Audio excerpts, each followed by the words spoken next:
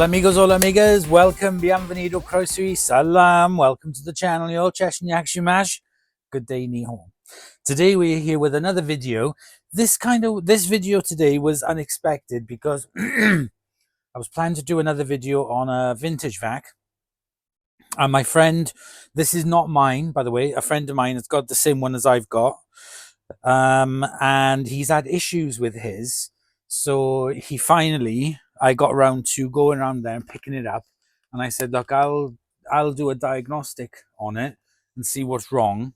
And then, go from there really. But he's having issues with it. He says that it'll charge up fine, no problem at all. But then as soon as he starts it and starts using it, then he starts having issues and it just shuts off. So I really don't know what is the problem with it. Now there is some solution. There's a tiny little hairline crack in that. There is a liquid solution in the clean water tank that has been left. Never leave water in these tanks. It deteriorates the seals. Should always make sure that these are completely devoid of all liquids. There's no issue with it. This is the first time I'm actually looking at it, right? So there is solution in it, Dettol, which is nice. I use Dettol in mine. But yeah, never leave solution in the, because I can see there now already there's rust on one of those screws. So always, not just with this brand, with any type of machine like this, carpet washers too, make sure that you take out all the water and you dry everything before you store it away when you're not using it. Charging has commenced. Hello. Yeah, so there is some solution in there. The dirty water tank is fine, it's clean.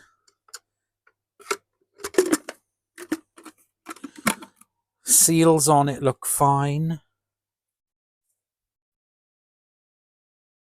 Yeah, everything on it looks fine. There's no obvious. I'm just trying to do diagnostics now to find out what could be going wrong with it. So the dirty water tank is fine. The clean water tank, I will have to fill it up. The brush roll, I'm going to take it off its stand. Definitely needs cleaning. There's a big build-up of gunk on that. And that brush roll is as flat as a witch's tit. So that needs a clean out. Definitely. Before I start cleaning it. Before I start diagnosing it, I mean, sorry. Let me get a towel down.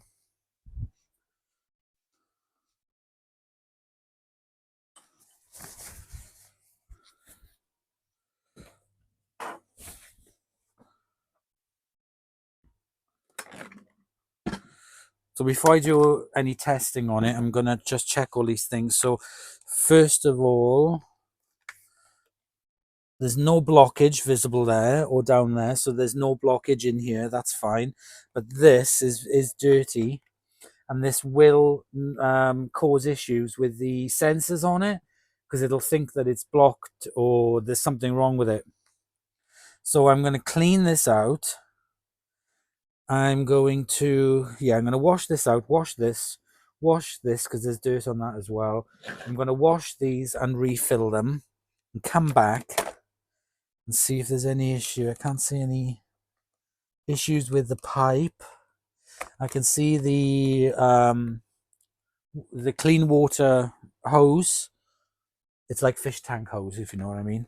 That's going down. I can see that.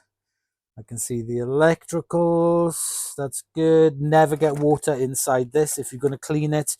What I normally do is hold this like under the tap or the sink and then use a brush to clean it. I never put water in here or down here.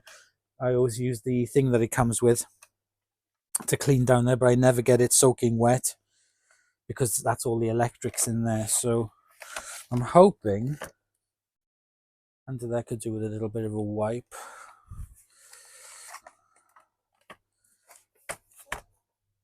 Now, here's something I've just noticed. The contacts on here, there's two metal contacts here, which go on to the metal contacts on the base, and I can, well, this is my base. I didn't take his base, I just took his machine, but I brought my base out, and I'm just looking now, one of my contacts is a little bit rusty, so I will clean that up. Good thing I noticed that. And the contacts underneath this here, they are a little bit there's rust on one of them as well, so that's definitely going to need cleaning. So I'm going to clean these, clean this. First of all, I'm going to go inside and clean all these bits, come back, and then we'll clean the metal parts. I've got some metal cleaner and some contact cleaner. So the only thing I can kind of like say with these is that you have to make sure that they stay clean. You can't use it and then dump it on the charger and then don't take out the clean water, but the dirty water. But you have to make sure that it's all dry, it's all nice and dry. But the contacts underneath, that's the first time looking at it. So I will take a look at mine as well. I'll bring mine out and I'll have a look at the contacts underneath, because that could be causing an issue too. The other thing I'll do as well, before I take it in, is to remove this handle. So you have to push something in.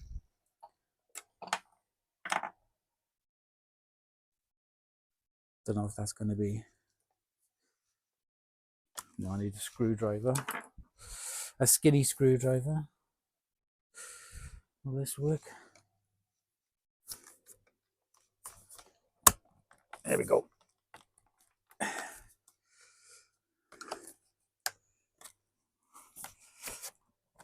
Pull this out. The contacts in there are fine. There is a little bit of dirt and dust in there. In there looks fine as well. Again, I'll put some contact cleaner in there. Let me get back to you when I've sorted this out. Let me come back. Okay, I've been inside and cleaned everything. I've also put some fresh hot water because I need to test it.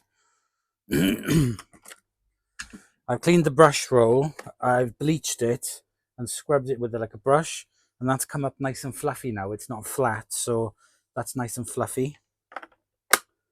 So the brush roll should be taken off every time really, and if you're doing a big area, it should be taken off and cleaned, and then every now and then just sort of like soak it in bleach, in hot water, or even detergent, biological washing powder, something to eat all the grime and stuff off it. So the other thing which was a concern of mine, which was let the water drip out, contacts underneath here, they are quite rusted. So I'm going to get some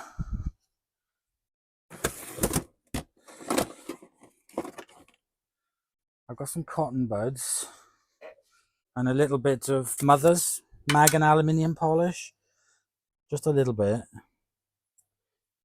just to clean off these contacts.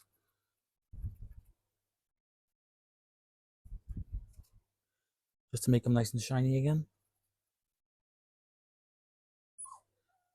I think he's had this for over a year now. It's all part of the maintenance of them. That is nice and shiny again. Let me just rub it off. Perfect. Nice clean contacts. Right, let me unplug this, because I'm going to give the contacts on my base a bit of a mag polish as well. Because dirt and stuff gets in all of this.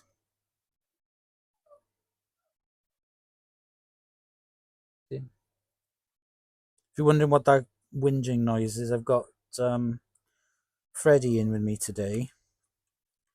Bowie's upstairs with Hubby Lux.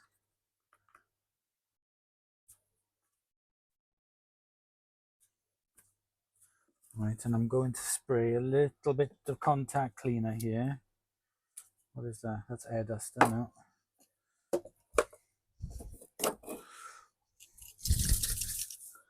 And I'm going to spray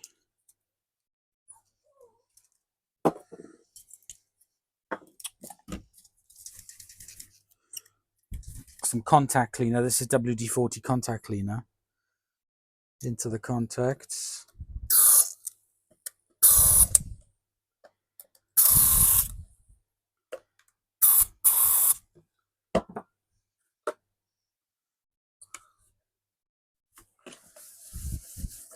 And I'm just going to let that dry.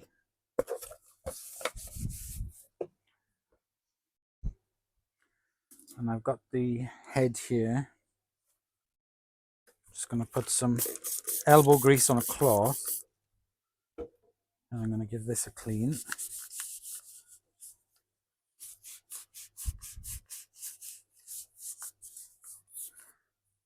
And again, a little bit of contact cleaner. What's the matter with this top? Is it not working?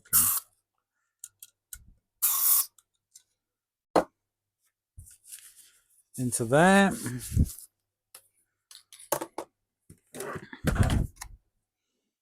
And a little bit of contact cleaner in there.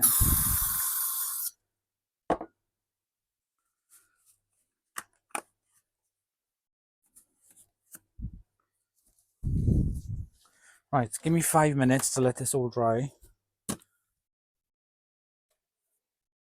Okay, so it's been a good 10 minutes. Let me plug that back in. Let me put the handle back in. Let's try it back straight on the base. Charging has commenced. So I didn't have to wiggle it around, it just goes on. Charging has commenced. Which is what it wasn't doing before. Put these back on. So he says when the issue is, when he turns it on, after he uses it for a little while, it just stops. We're at 74% battery. So let's take it off. Let's remove the stand. I'm going to remove the mat and that. And let's try it on automatic.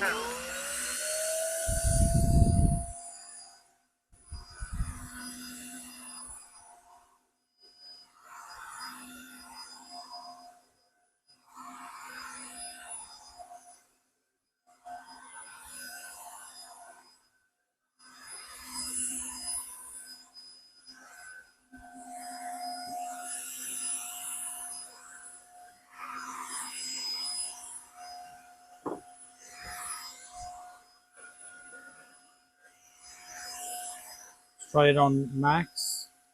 Max mode.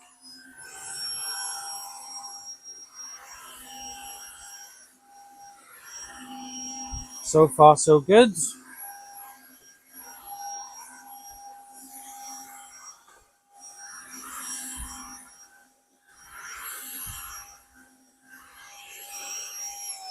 Right. Please place appliance on charging base. Let's take it into the kitchen and let's try it on the kitchen floor. I'll do this in time lapse with you.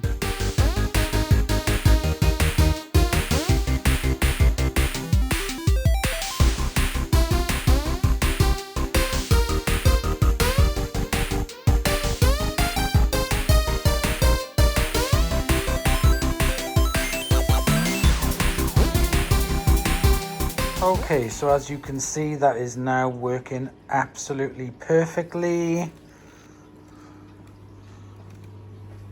And to show that I'm not poodle faking, there's my one there.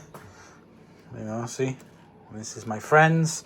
So let's go back into the workshop. Right, okay, so we're back in the workshop. I'm going to put this on the stand. Charging has commenced. Auto-detecting whether to run self-cleaning cycle. I'm going to do the cleaning cycle quickly. Please start self-cleaning. Cleaning brush roller. Self-cleaning cycle complete. Please clean dirty water tank and debris channel. Okay, so there we go. It's done. It's clean. So if you're just doing a quick whip round. Self-cleaning cycle complete. Please clean dirty water tank and debris channel. Still, take out the water, take out the tank, clean, rinse, leave to dry, put back on, and just take any excess water out of this area. and you're done. If you're doing a really big clean or it's been really dirty and then you think, oh God, you know what, that was really, really manky, you need to do a proper clean, take off this, take off your brush roll, clean it. Take a cloth and rub along here to clean off any stuck grime, fluff and dust, because this basically acts as the sensor. It works on resistance. So if the machine is noticing a lot of resistance on your brush roll, then it'll turn itself off because it thinks there's something wrong. But just do that. Give it a quick clean. If you do it regularly, you don't need to do deep cleans on it. And then you'll be absolutely fine. So there we go, guys. I'm going to go re-clean all this for my friends. Check the filter. Yep, that's all fine. So yeah, the brush roll. What I did was washed it with some fairy liquid, covered it in bleach, left it for about 20 minutes, and then cleaned it all off. And the amount of dirt that comes off, it's incredible. And that comes up lovely and fluffy again. But these don't last forever. So he is due a new brush roll, or see what the condition is of the other one. But yeah, personally, I would get 2 new brush rolls. This tank, the clean water tank, make sure you empty the water out of it and it's left to dry, or you will perish the seal underneath and the plastic, which is what happened to mine. Because I wouldn't do it as well. I kind of like, oh, it's only a little bit of water. And it did. It over time, it perished. So there we go. That is it. I can give this back to my friend now and he can carry on working it because he really misses it. He hasn't used it for a little while and really misses it. So yeah, this doesn't just this also just doesn't this also doesn't apply to Tineco products either. If you have any other brand of these cleaning machines, whether it be Shark or even the Dyson one, I don't know many people who've got it, but even the Dyson, all these floor cleaners, you can't just sort of like, oh, it's done a self-cleaning cycle, that's it, leave it. No. Don't believe what the manufacturers tell you. You still have to take care of it. And if you're a mop and bucket man, carry on with your mop and bucket. I just like gadgets. So there we go, guys. I hope you've enjoyed. Bit of a how-to on to maintain. But like I said, it's not just Tineco. It's all the brands that do this type of like floor washing vacuum cleaner. You really do need to take a bit more care in them. Oh, what's the matter, Freddie? We're going back in a minute. We finished. I think he wants his dinner. So anyway, guys, thank you very much for watching. I'll see you in the next episode. Bye, y'all.